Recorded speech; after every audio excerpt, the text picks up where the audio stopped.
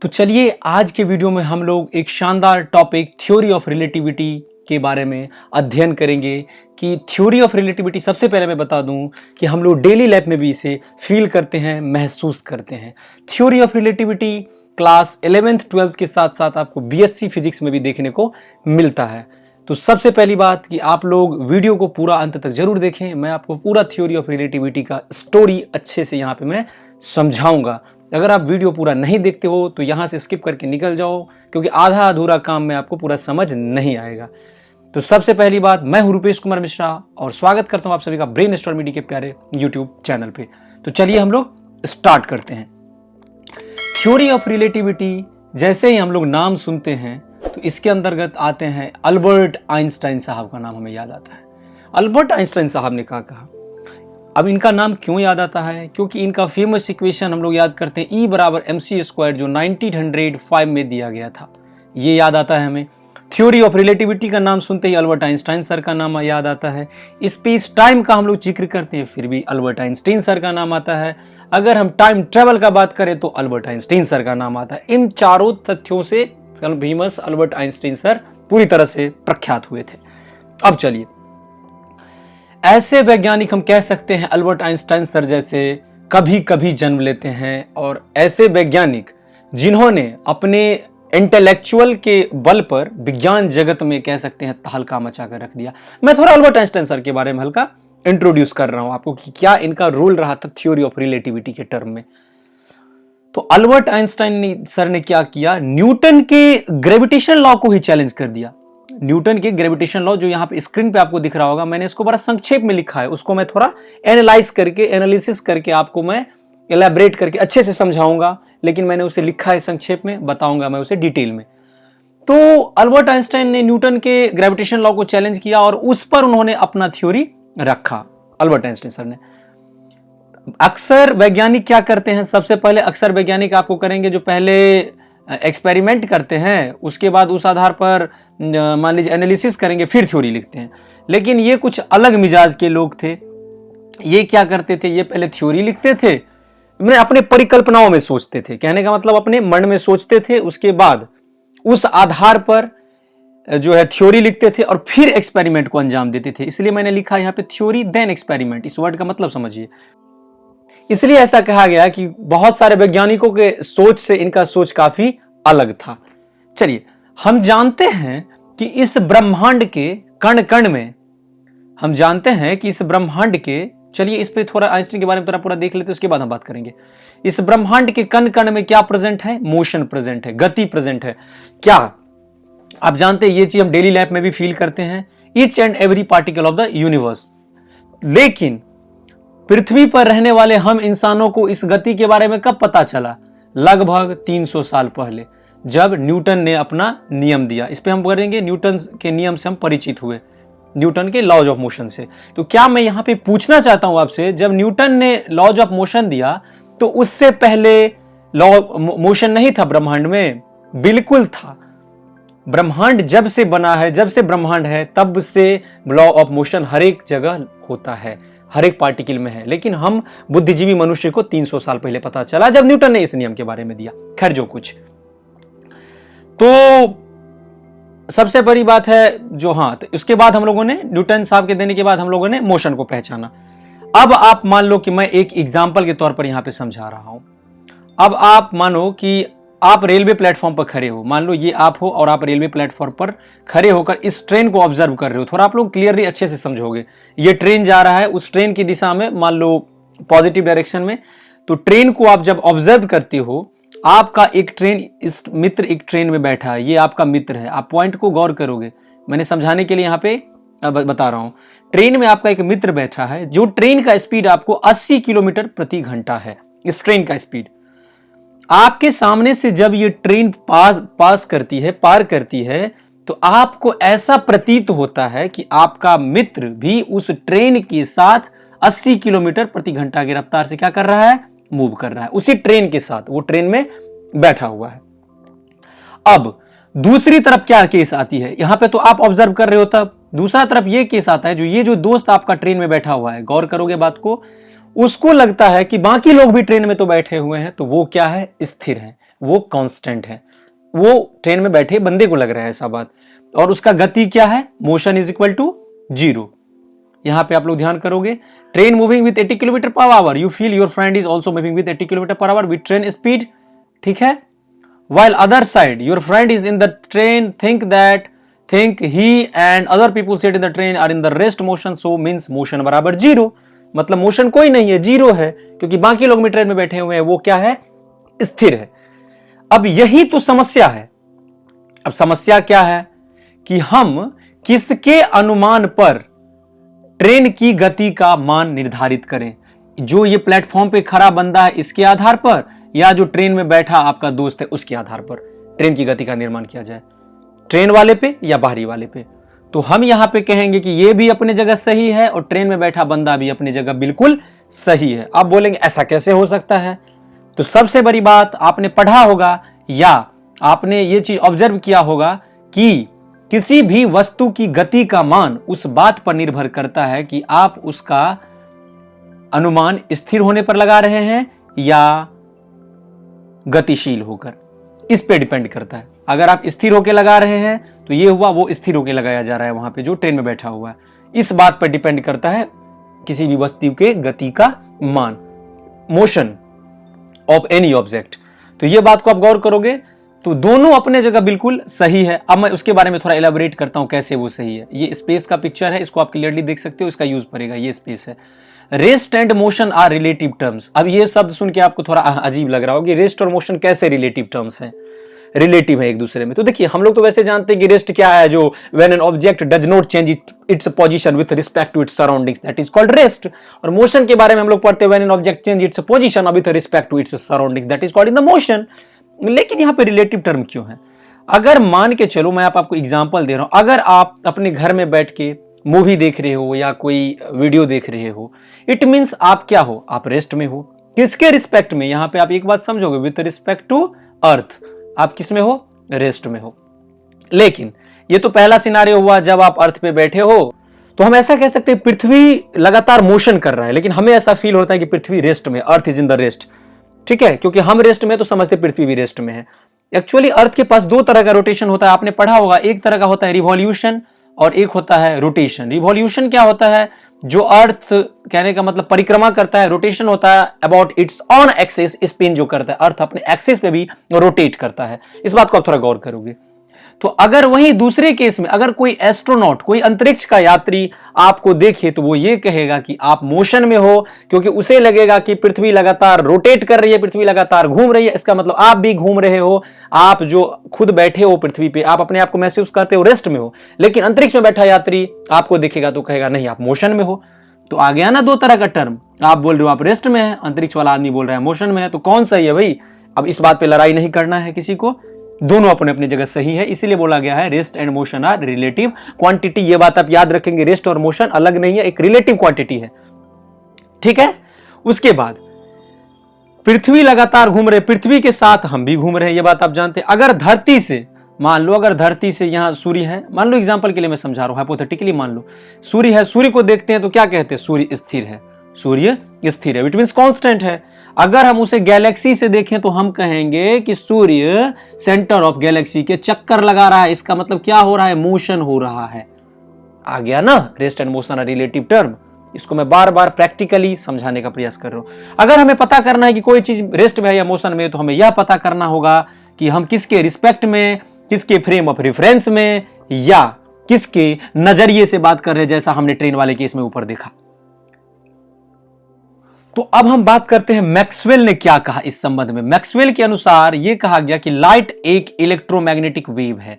Electromagnetic wave के बारे में आपने पढ़ा होगा, जो इलेक्ट्रोमैग्नेटिक वेव एक ट्रांसवर्स वेव होता है, जिसमें साइनोसॉइडल वेरिएशन होता है एक साथ इलेक्ट्रिक एंड मैग्नेटिक फील्ड का at right angles to the direction of wave propagation, ऐसे करके आपको होता है, ये ऐसे करके वेव प्रोपेगेशन होता है, परपेंडिकुलर एक्स और एक दूसरे के साथ भी परपेंडिकुलर होता है, साथ में डायरेक्शन ऑफ वेव प्रोपेगेशन के भी परपेंडिकुलर, मतलब कि 90 डिग्री का एंगल बनाता है। तो यहां पे हम उतना जिक्र नहीं करेंगे, फिलहाल हम लोग बताते हैं कि लाइट एक इलेक्ट्रोमैग्नेटिक वेव है, ऐसा मैक्सवेल ने कहा, और उसका स्पीड भी बाकी इलेक्ट्रोमैग्नेटिक वेव की तरह है, मतलब स्पीड ऑफ लाइट की तरह है। 3 × 10⁸ मीटर पर सेकेंड, मतलब 3 लाख किलोमीटर प्रति सेकेंड की रफ्तार से लाइट मूव कर रहा है। उसके बाद एक साइंटिस्ट जो माइकलसन एंड मोरले, ये बात आप सुने होंगे, इनका नाम नहीं सुने हैं तो बता दूं मैं कि माइकलसन एंड मोरले नाम के वैज्ञानिक आए और ये साबित कर दिए कि स्पीड ऑफ लाइट कांस्टेंट है। चाहे आप किसी भी फ्रेम ऑफ रेफरेंस से देखो, ये स्पीड ऑफ लाइट किसी भी माध्यम पर निर्भर नहीं करता है। स्पीड ऑफ लाइट कांस्टेंट है और कांस्टेंट ही रहेगा। इस टर्म पे थोड़ा जोर देंगे। माइकलसन एंड मोरले ने velocity of light with respect to ether एक हाइपोथेटिकल मीडियम लेके इसे समझाया कि स्पीड ऑफ लाइट कांस्टेंट है और कांस्टेंट ही रहेगा चाहे हम किसी भी माध्यम का बात करें तो। अब यह प्रश्न उठना भी लाजिब था कि भाई आइंस्टाइन के मन में कि स्पीड ऑफ लाइट कांस्टेंट क्यों होता है। ये किनके मन में ये सवाल उठ रहा था? तो सर आइंस्टाइन के मन में कि ये हमेशा कांस्टेंट स्पीड ऑफ लाइट क्यों होता है जी। तो चलिए हम वापस ट्रेन वाले एग्जांपल को देखते हैं। मान लीजिए इस बार ये आपका दोस्त जो ट्रेन में बैठा हुआ है वो 10 किलोमीटर प्रति घंटे की रफ्तार से दौड़ने लगता है। तो आप कहोगे कि आपके दोस्त की गति कितनी हुई? तो चलिए इसको हम कैलकुलेट करते हैं। यहाँ पे मैं दिखा रहा हूं, इसको आप ऑब्जर्व करोगे डायग्राम से। तो आपके दोस्त की कुल जो हुई वो हुई स्पीड ऑफ ट्रेन, जो ट्रेन का स्पीड है, प्लस स्पीड ऑफ मैन, मतलब आपके दोस्त का जो स्पीड है। मतलब कि 80 किलोमीटर प्रति घंटे की रफ्तार से ट्रेन चल रही थी, उसमें 10 किलोमीटर प्रति घंटा जुड़ गया तो 90, अब कहोगे आपकी 90 किलोमीटर प्रति घंटे की रफ्तार से वो मूव कर रहा है। ठीक है, तो ये हम लोग ट्रेन वाले केस में देखा। अब मान लेते हैं कि ट्रेन का स्पीड लगभग बराबर है स्पीड ऑफ लाइट के, जो कि पॉसिबल तो नहीं है कभी ऐसा होगा, लेकिन हम लोग ऐसा एज्यूम करते हैं, फिजिक्स है तो ऐसा हम लोग एज्यूम करके चल सकते हैं कि स्पीड ऑफ लाइट के बराबर, मतलब 3 × 10⁸ मीटर पर सेकंड की रफ्तार से वो ट्रेन मूव कर रहा है जिसमें आपका दोस्त बैठा हुआ है।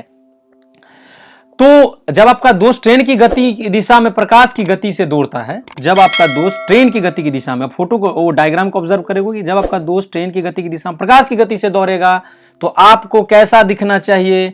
आपको दिखना चाहिए कि आपका दोस्त 2 गुना स्पीड ऑफ लाइट के 2 गुने तेजी से भाग रहा है, लेकिन ऐसा नहीं होगा। अगर आप समझने के लिए समझो तो एक बार और समझ सकते हो कि नाउ अगर आप इसका स्पीड कैलकुलेट करो आपके दोस्त का तो 3 लाख किलोमीटर पर सेकंड हो जाएगा जो स्पीड ऑफ लाइट है, और प्लस 10 किलोमीटर प्रति घंटे की रफ्तार से जो वो चल रहा है। तो ये 10 किलोमीटर प्रति घंटा की रफ्तार से चला तो ये उसने बैरियर को क्रॉस कर दिया, मतलब वो स्पीड ऑफ लाइट से भी आगे निकल गया, अगर आप सेकंड एग्जांपल से समझो यहां तो। लेकिन आप एक बात हमेशा याद रखना कि आप स्पीड ऑफ लाइट को पार कर रहे हो, जो कि ये संभव नहीं है। हमेशा प्रकृति अपने संतुलन को बनाए रखेगी। ऐसा कभी नहीं हो सकता है कि आप स्पीड ऑफ लाइट को क्रॉस करोगे। 3 लाख किलोमीटर प्रति सेकंड को आप कभी क्रॉस नहीं कर सकते हो, जैसा कि हमें सिनेरियो में देखने को मिल रहा है, लेकिन हम ऐसा एज्यूम कर रहे हैं समझने के लिए। यह एक फिजिकल फेनोमेना है और नेचर कभी भी अपने फंडामेंटल लॉज को टूटने नहीं देती है, और क्यों नहीं टूटने देती है उस पर मैं आगे बात कर रहा हूं। ठीक है, तो यहां पे ये 10 किलोमीटर प्रति घंटा, ये इसका क्या हो गया, एक्स्ट्रा टर्म जुड़ गया जो वो ट्रेन की स्पीड को पार कर गया। अरे बाप रे बाप, ये क्या हो रहा है? आइंस्टाइन आखिर इसी बात को लेके परेशान थे कि आखिर हो क्या रहा है। तो चलिए इस पर हम आगे बात करते हैं, ऐसा क्यों हो रहा है। तो देखिए, आइंस्टाइन सोच रहे थे कि कुछ तो काम है जो अधूरा रह गया है, जिसे हमें पता करना है। स्पीड ऑफ लाइट को अगर हमें कांस्टेंट रखना है तो बात को ज्ञान करोगे, आपस में स्पेस और टाइम वेरी कर जाते हैं, या हम कह सकते हैं कि स्पेस, डिस्टेंस और टाइम आपस में बदल जाते हैं स्पीड ऑफ लाइट को कांस्टेंट रखने के लिए। उन्होंने इसे लेंथ कॉन्ट्रैक्शन, मतलब कि लंबाई का जो बोलते हैं सिकुड़ना, और टाइम डायलेशन के आधार पर एक्सप्लेन किया न्यूटन ने, आइंस्टाइन ने, सॉरी। हम पहले क्या मानते थे कि समय एक एब्सोल्यूट टर्म है, पहले मानते थे फिक्स है। एब्सोल्यूट टर्म मतलब समय फिक्स है हर जगह, लेकिन आइंस्टाइन ने कहा समय फिक्स नहीं है। इनका तो विचारधारा सबसे अलग था, क्योंकि सदी में ऐसे ऐसे वैज्ञानिक कभी कभी जन्म लेते हैं। आपको पता होगा कि जिसका सोच जितना बड़ा, उसके द्वारा किए गए कार्य भी उतने ही बड़े होते हैं। तो ये उन्होंने कहा कि टाइम एक रिलेटिव टर्म है, ठीक है, वह फिक्स नहीं है, वह बदल सकता है। ऐसा क्यों? तो उन्होंने इन बातों को ध्यान में रखते हुए चला कि स्पीड बराबर डिस्टेंस बाय टाइम फॉर्मूला होता है। ये बात आपको पता होगा, ये बात से आप अच्छी तरह से परिचित होंगे। ठीक है, तो चलिए, स्पीड बराबर डिस्टेंस ओवर टाइम होता है। तो अगर मान लो मैं आपको पूछता हूं कि स्पीड को अगर मुझे कांस्टेंट रखना है तो हम डिस्टेंस और टाइम को वेरी करवाएंगे या नहीं? तो आप बोलोगे बिल्कुल भैया हम इसको वेरी करवाएंगे, तभी जाके हम स्पीड को कांस्टेंट रख सकते हैं। और उन्होंने इस बात को कहा कि स्पीड को कांस्टेंट रखने के लिए डिस्टेंस टाइम को वेरी करना पड़ेगा। मतलब आइंस्टीन के अनुसार स्पीड में कोई बदलाव नहीं हो रहा है, बस दूरी और समय अपने आप को बदल रहे हैं, क्योंकि प्रकृति अपना संतुलन कभी नहीं टूटने देगी, अपने फंडामेंटल लॉ को हमेशा बनाए रखने का प्रयास करेगी। क्योंकि हम जानते हैं कि नेचर के द्वारा सब कुछ दिया गया है, मतलब प्रदत्त है, बस वैज्ञानिकों ने उसे आकर एक्सप्लेन किया। और उसके बाद मैं एक बात और बता देता हूं, जैसे जैसे कोई बॉडी स्पीड ऑफ लाइट को अप्रोच करने लगे, स्पीड ऑफ लाइट पे पहुंचने लगे, इसका मतलब उसके लिए समय धीमा हो जाएगा। अगर समय धीमा नहीं होगा तो वो स्पीड ऑफ लाइट के बैरियर को क्रॉस कर जाएगा। मैंने इससे पहले आपको समझा दिया है, जो कि पॉसिबल नहीं है। इसलिए वो समय को धीमा कर देगा, उसको मैनेज करने के लिए दूरी और समय को वो क्या करेगा, आपस में वेरी करवा देगा, आपस में बदल देगा, स्पेस और टाइम को चेंज कर देगा। ऐसे आप समझो, ठीक है। समय क्या होता है, उसके लिए धीमा हो जाता है, और वहां पे होता है टाइम डायलेशन। उसके बाद हम एक फॉर्मूला देखते हैं, L बराबर L नॉट, आपने पढ़ा होगा √1 - v²/c² लेंथ कॉन्ट्रैक्शन के टर्म में। अब ये लेंथ कॉन्ट्रैक्शन के टर्म में क्या होता है, ये थोड़ा बात आपको गौर करोगे। जैसे जैसे वेलोसिटी इंक्रीज होता है तो आप देखोगे कि स्पीड ऑफ लाइट को जैसे जैसे अप्रोच करता है, तो ये देखो आप, मैंने बताया लेंथ में कॉन्ट्रैक्शन होता है, ये देखो सिकुड़ रहा है, देखो लेंथ सिकुड़ते सिकुड़ते ऐसा हो गया। ये एग्जांपल के तौर पे आप समझ सकते हो, पहले ये ऐसा था कोई बॉडी, ये फिर ऐसा हो गया, फिर ऐसा हुआ, सिकुड़ते सिकुड़ते कॉन्ट्रैक्ट हो गया। और यहाँ पे टाइम का क्या हो रहा है, डायलेशन हो रहा है, टाइम का डायलेशन हो रहा है। स्पीड ऑफ, अगर आपका सवाल ये रहेगा कि अब भैया मान लो कि कोई body time speed of light को अप्रोच कर गया पूरा पूरा, तो क्या होगा, तो उस समय जाके वो घड़ी वहां पे जाके रुक जाएगा, टाइम वहां पे क्या हो जाएगा, स्टॉप हो जाएगा। इस बात को आप ध्यान रखोगे, टाइम उसको क्रॉस नहीं करेगा। अगर अब स्पीड ऑफ लाइट को अप्रोच कर रहा है तो समय धीमा हो जाएगा। चलिए वापस से एक बार हम उस ट्रेन वाले कंसेप्ट पर चलते इसे समझने के लिए। अब मान लीजिए ये ट्रेन आपको पता था जो 3 लाख किलोमीटर प्रति सेकंड की रफ्तार से मूव कर रहा है। इसमें आपका दोस्त भी बैठा है, आप प्लेटफॉर्म पे खड़े हो, आपके दोस्त के पास एक घड़ी है, घड़ी तो होगा ही ना, और आपके पास भी एक घड़ी है, 12 बज रहा है, ये 6 हो गया। एग्जाम्पल के लिए समझो, ये आपका घड़ी है योर, और ये आपके दोस्त का घड़ी हुआ, ये आपके फ्रेंड का घड़ी हुआ। अब देखो क्या होता है, तो आपका दोस्त जो ट्रेन में बैठा है उस समय आपके घड़ी का समय और उसके घड़ी का समय क्या है, एक समान है, आइडेंटिकल है, कोई चेंजिंग नहीं है उसमें। अब आप स्पीड ऑफ लाइट से चलने वाले इस ट्रेन को देख रहे हो, ऑब्जर्व कर रहे हो, आप जो प्लेटफॉर्म पे खड़े हो, तो आपने देखा कि ट्रेन की लंबाई काफी छोटी हो जाएगी, क्योंकि ट्रेन पूरा फास्टली मूव करेगा तो ट्रेन की लंबाई क्या हो जाएगा, छोटा पड़ जाएगा। आप ऑब्जर्व कर रहे हो ट्रेन को। ट्रेन में आपके दोस्त के पास जो घड़ी है वो आपके घड़ी की अपेक्षा स्लो हो जाएगा। वो क्या हो जाएगा, स्लो हो जाएगा। ट्रेन की गति जब ये स्पीड ऑफ लाइट को अप्रोच किया, उसका घड़ी टाइम स्लो हो गया। मैंने आपको बताया था ये बात, टाइम और डिस्टेंस आपस में बदल जाते हैं, स्पेस और टाइम। तो उसका, आपके दोस्त का जो है घड़ी क्या हुआ, वो स्लो हो जाएगा। यानी ट्रेन की लंबाई और ट्रेन में बैठे घड़ी दोनों का समय क्या हुआ, बदल गया। मतलब ट्रेन की लंबाई मतलब हम बोलते हैं उसको डिस्टेंस, और आपके दोस्त का समय मतलब कि टाइम, उसके घड़ी में जो बज रहा है। ये आपने ऑब्जर्व किया तो इस केस में ऐसा हुआ।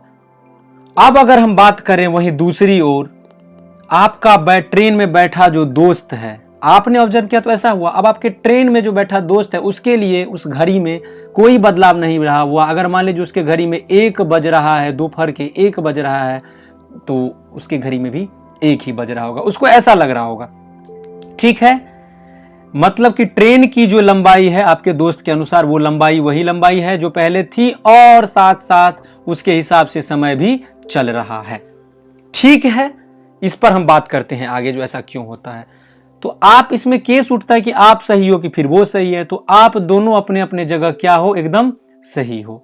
ऐसा क्यों, क्योंकि 1 सप्ताह के सफर के बाद जब आपका दोस्त बाहर आएगा ट्रेन से, या हम अंतरिक्ष से बाहर आएगा कह सकते हैं, तो वो उस दुनिया में एक काफी बड़ा बदलाव देखेगा।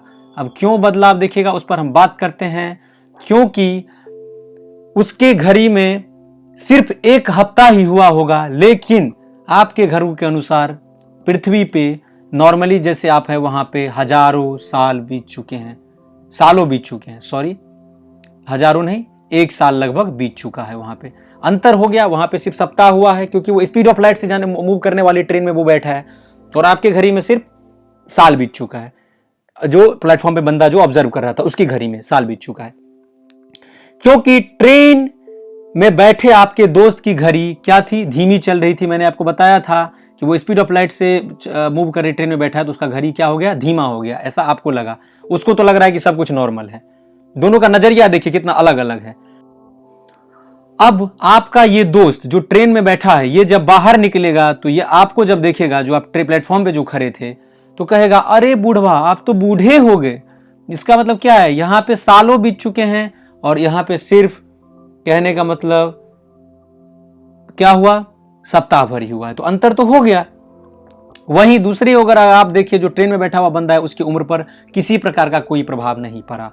इसी को आप जो कहते हैं अपने दोस्त के भविष्य की दुनिया कह सकते हैं। जो ट्रेन में बैठा बंदा था उसके लिए भविष्य की दुनिया कह सकते हैं, जिसमें आप तो आ चुके हैं, वो भी उस दुनिया में दाखिल तो हो गया, लेकिन वो उस भविष्य के दौर से वापस कभी भी नहीं लौट सकता।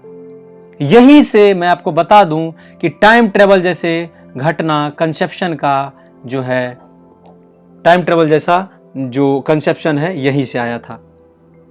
थ्योरी ऑफ रिलेटिविटी में इन सब बातों को ध्यान में अगर आप रखते हैं तो आसानी के साथ इसको आप एक्सप्लेन कर सकते हैं। नासा ने एक बार इस चीज को चेक करने के लिए अपने सैटेलाइट में घड़ी लगाकर अंतरिक्ष में भेजा।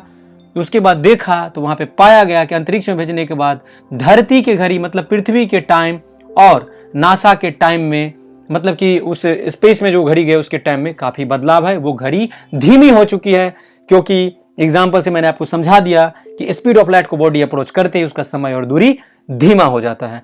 वैसे कोई भी बॉडी स्पीड ऑफ लाइट को तो अप्रोच कर नहीं सकती है, लेकिन हम ऐसा एज्यूम करके इस ट्रेन वाले केस में चलते हैं या कहीं भी। तो यही था आपका आइंस्टीन का थ्योरी ऑफ रिलेटिविटी, जिसको लेके वो काफी परेशान थे। इसको आपने अगर समझ लिया होगा अच्छे से तो बहुत अच्छी बात है, और कहीं दिक्कत होगा तो इस पर मैं आगे postulate of special theory of relativity पे वीडियो बना के और अच्छे से समझा दूंगा। तो मिलते हैं अब नेक्स्ट वीडियो में, तब तक के लिए बहुत बहुत धन्यवाद।